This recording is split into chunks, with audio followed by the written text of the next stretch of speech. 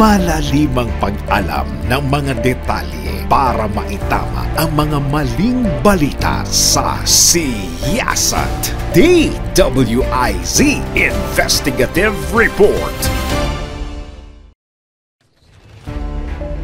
Mahigit 1.5 taon simula ng gulantangin ng bansa ng oil spill bunsod ng paglubog ng MT Princess Empress sa Oriental Mindoro, naulit ang naturang trahedya. Nito lamang Huwebes, Hulyo 25, lumubog sa Limay, Bataan ang isang motor tanker na may lulan na 17 crew sa kasagsagan ng bagyong Karina at Habagat. Isang tripulante ng motor tanker, Terra Nova, ang patay habang nailigtas ang 16 na iba pa nang lumubog ito sa bahagi ng Manila Bay. Bukod sa mga crew, lulan din ng Terra Nova na bumiyahe mula sa Lamao Port ang 1.4 million liters ng krudo na naging sanhi ng oil spill.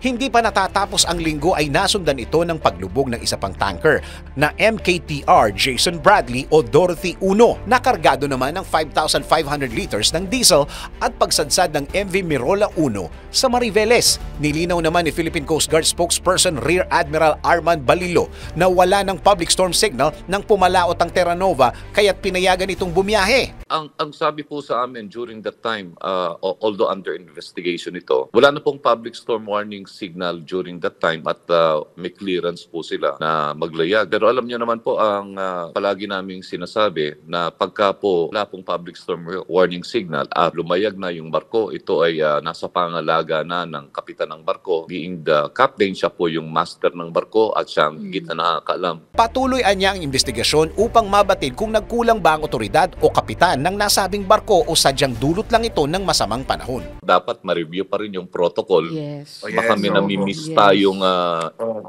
factor. After investigation po ay malalaman natin kung factor yung weather o baka naman yung decision making nitong mga kapitan at may mga safety protocol silang naman. Kinumpirma naman ni PCG Commandant Admiral Ronnie Hill Gavan na nirentahan na ng SL Harbor Bulk Terminal Corporation na subsidiary ng San Miguel Shipping and Lightridge Corporation ang MT Terra Nova upang ibiyahe ang 1.4 million liters ng industrial fuel oil sa Panay Island. Ang nasabing kumpanya rin ang rumenta sa MT Princess Empress nang lumubog ito sa Nauhan Oriental Mindoro sa kasagsagan din ng bagyo noong Pebrero 2023 na nagdulot ng malawakang oil spill. Makalipas ang ilang araw ay namataan na ang kumalat na langis mula sa Terra Nova, partikular sa ilang bahagi ng Look ng Maynila. Maliban sa karagatan ng Limay, umabot ang oil slick sa baybayin ng Cavite, kaya't nagdeklara ang provincial government ng Cavite ng state of calamity. Ayon kay Cavite Governor John Vic Remulla, apektado ng oil spill ang Bacoor City, Tanza, Naik, Ternate, Maragondon, Noveleta, Kawit at Rosario.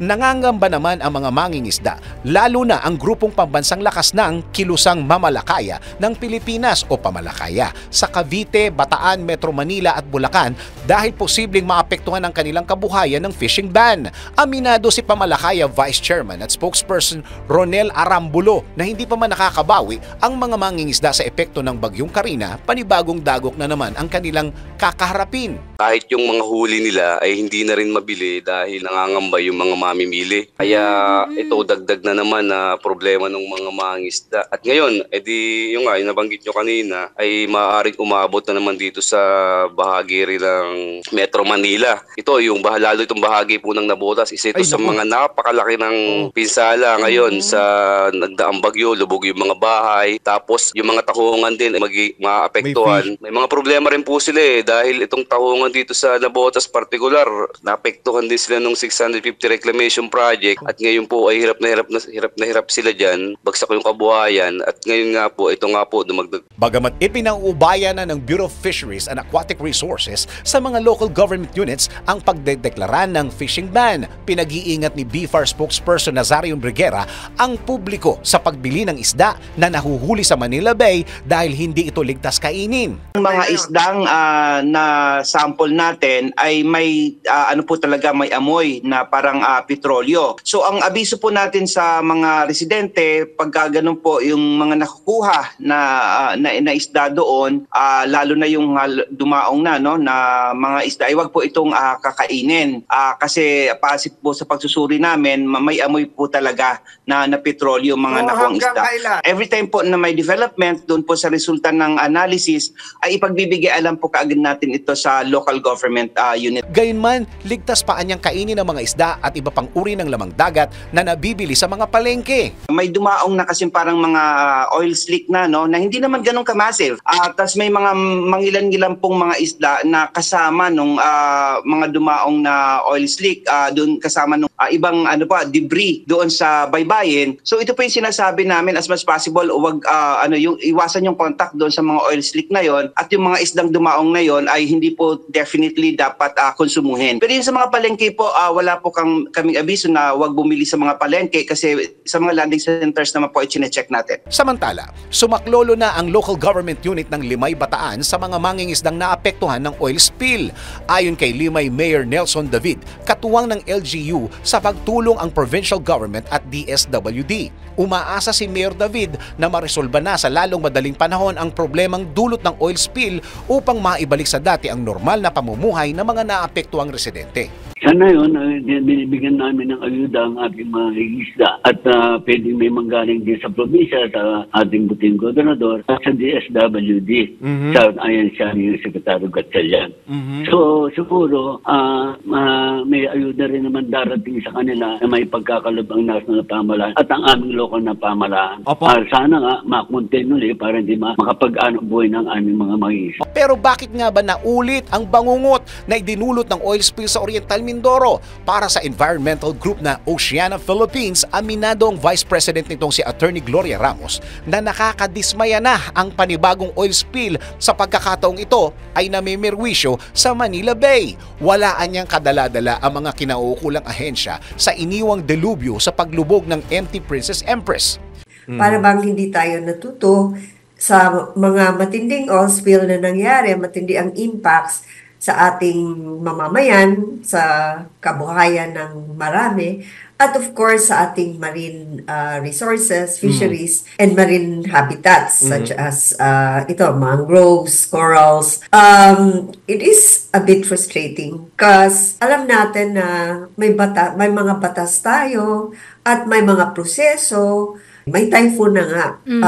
At alam natin, yung mga typhoons natin are getting more intense and more frequent. Right. Paano nakaalis nga? Bakit na-allow na umalis when we had the typhoons already nasa Philippine Area of Responsibilities? And Pinuna rin ni Attorney Ramos ang tila pangangapa ng ilang ahensya ng gobyerno tuwing may ganitong sitwasyon na hindi na dapat pairalin. Nakakamangha lalo, 2 days after the sinking, meron na namang oil tanker na nag-sink, no? Na hindi pa masyadong nalaman ng karamihan. So there are 2 oil tankers. Yung isa nga, yung second na reported, at first sinabi na wala daw fuel or industrial oil. And then later on, sinabi na meron. Para bang, di ba, before makaalis yung barko, dapat alam nyo ano yung laman nun. So may mga contingency plans nga, ang Philippine Coast Guard ang binigyan ng responsibilities nito. Pero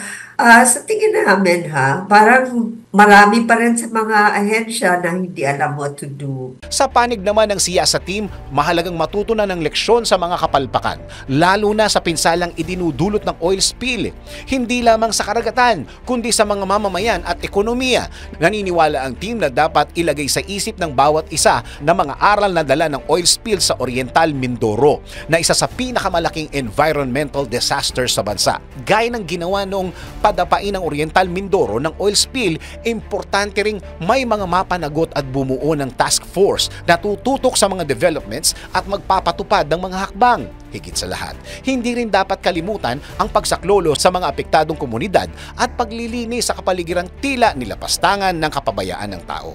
Para sa balanseng pagtatalakay, patuloy na nakikipag-ugnayan ng siyasa team sa iba pang ahensyang nakatutok sa panibagong environmental disaster upang masagot ang issue.